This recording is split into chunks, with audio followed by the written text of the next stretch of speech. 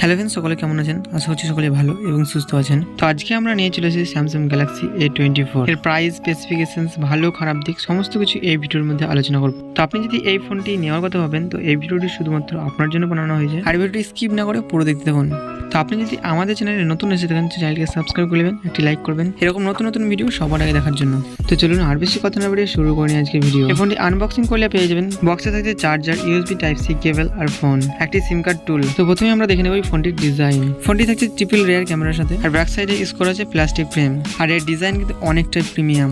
এই ফোনটির থিকনেস থাকছে 8.3 mm, আর এই ফোনটির ওজন হচ্ছে 195 গ্রাম। এর নিচের দিকে অনেকটাই গ্যাপ রেখে দিয়েছে স্যামসাং, এটি ওয়াটার ড্রপ নোচের সঙ্গে। তবে এখানে পাঞ্চুয়াল ডিসপ্লে ব্যবহার করলে বেশি ভালো হতো, ডিজাইন এর লুক আরো বাড়িয়ে তুলতো। যাই হোক, স্যামসাংকে একটু ইমপ্রুভ করা দরকার ছিল। নিচের দিকে থাকছে 3.5 mm হেডফোন জ্যাক, একটি primary mic, USB type C আর স্পিকার। ডান সাইডে আপনি পেয়ে যাবেন volume up and down button আর পাওয়ার বাটন। আর বাম সাইডে হচ্ছে সিম কার্ড ট্রে, যেখানে আপনি দুটি সিম কার্ডের পাশাপাশি একটি SD কার্ড আলাদাভাবে ইউজ করতে পারবেন। আর এর পাওয়ার বাটনে ফিঙ্গারপ্রিন্ট সেন্সর হিসেবে কাজ করবে, আর এর ফিঙ্গারপ্রিন্ট সেন্সর যথেষ্ট ফাস্ট। এই ফোনটি 3টি কালারের সঙ্গে আপনি পেয়ে যাবেন। এরপর দেখে নেব এই ফোনটির display. 6.5 inch HD plus super AMOLED display, 90 hertz রিফ্রেশের সাথে।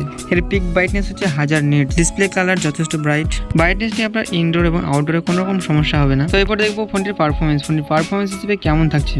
আউট অফ দ্য বক্স পেয়ে যাবেন Android 13 UI 5.1। এখানে চিপসেট ব্যবহার করা হচ্ছে MediaTek Helio G99, যেটা 6 ন্যানোমিটারের সাথে। জিবি হচ্ছে 2x2.2 GHz। জিবি হচ্ছে Mali G57 MC2।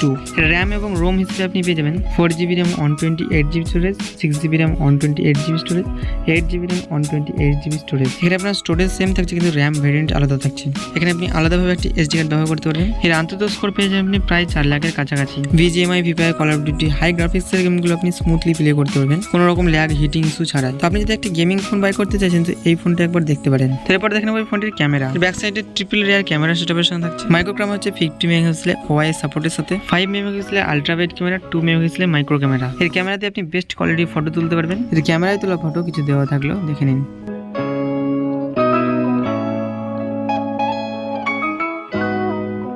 Video shoot করতে পারবেন 1080p 30 fps। ফোনে 13 মেগাপিক্সেলের সিঙ্গেল ক্যামেরা ব্যবহার করা হয়েছে। ফোনে আপনি ভিডিও শুট করতে পারেন 1080p 30 fps। তো এরপর দেখে নেব এই ফোনটির ব্যাটারি। আর এই ফোনটিকে পাওয়ার দেওয়ার জন্য থাকছে লিথিয়াম পলিমারকে 5000 mAh এর ব্যাটারি। আর এই ব্যাটারিটিকে দ্রুত চার্জ করার জন্য থাকছে 25 ওয়াটের ফাস্ট চার্জার। আর সেন্সর হিসেবে সমস্ত সেন্সর এখানে দেওয়া আছে। আর সিকিউরিটি সেন্সর হিসেবে দেওয়া থাকছে সাইড মাউন্টেড ফিঙ্গারপ্রিন্ট, যেটা প্রথমে বলেছিলাম। ফোনটি নেটওয়ার্ক সাপোর্ট হিসেবে থাকছে 2G, 3G, 4G। এই ফোনটিতে 5G সাপোর্ট দেওয়া নেই, 4G সাপোর্টের সাথে আসছে। কানেকশন হিসেবে থাকছে wifi, bluetooth, GPS, NFC, FM recording, USB type C 2.0। ফোনটিকে লঞ্চ করা ছিল 19 এপ্রিল 2023। ফোনটি গ্লোবাল মার্কেটে লঞ্চ করা ছিল $189। এই ফোনটি খারাপ দিক দেখতে গেলে থাকছে ওয়াটার ড্রপ নচ ডিসপ্লে। এখানে ওয়াটার ড্রপ ডিসপ্লে না দিয়ে পাঞ্চুয়াল ডিসপ্লে দিলে বেশি ভালো হতো। ফোনটির নেটওয়ার্ক হিসেবে 4G না দিয়ে 5G দেওয়া দরকার ছিল। ফোনটির ফাস্ট চার্জিং হিসেবে রয়েছে 25 ওয়াটের ফাস্ট চার্জার। এখানে মিনিমাম 33 ওয়াটের ফাস্ট চার্জার দেওয়া দরকার ছিল। ভালো দিক দেখতে গেলে অ্যামোলেড ডিসপ্লে দেওয়া থাকছে, পারফরমেন্স ভালো থাকছে। আর এটা হচ্ছে ক্যামেরা কিন্তু ঠিকঠাকই আছে। ক্যামেরার ডিসপ্লে নিয়ে কোনো রকম কম্প্রোমাইজ আপনি দেখতে পাবেন না। তো আপনি যদি গেমিং এর জন্য ফোন বাই করেন তো এই ফোনটা একবার দেখতে পারেন। তো আজকে ভিডিও এতটুকুই। ভালো লাগলে লাইক করবেন, চ্যানেলকে সাবস্ক্রাইব করে নেবেন। দেখাবেন নতুন কোনো ভিডিও নিয়ে। সকলে ভালো থাকবেন।